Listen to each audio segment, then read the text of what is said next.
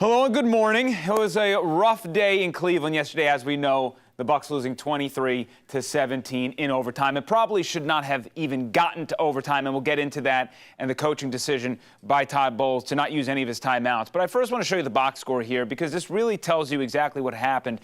The Browns getting 367 yards to the Buccaneers only 325. But look at the third down efficiency. 4 of 15, that's a huge problem. When they were in Munich, that was 10 of 15. When they were in Munich, 0 penalties, 9 of 70. 9 penalties costing them 70 yards. Those penalties are also a huge reason why the Buccaneers lost in Cleveland. Never should have happened, and that is because Todd Bowles completely mismanaged the clock at the end of the game. Let's run through this. On 3rd and 9, Levante David makes a tremendous tackle on David Njoku. When he makes that tackle, the clock should have stopped with a timeout. Would have been 4th down. Now, here are the two things about that. Either the Browns don't convert on 4th down, and then you win the game. Timeouts don't matter.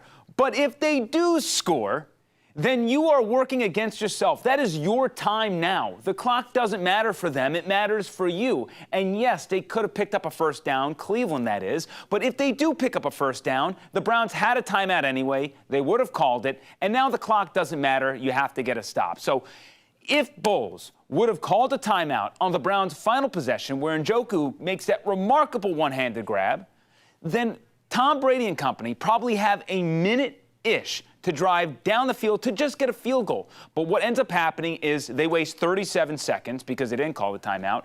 Then Brady gets the ball, throws a pass to Rachaad White, 26 seconds left on the clock with 2 timeouts. You don't call a timeout again. He converts a 26-yard pass to Julio Jones, and at that point, you had 8 seconds left on the clock.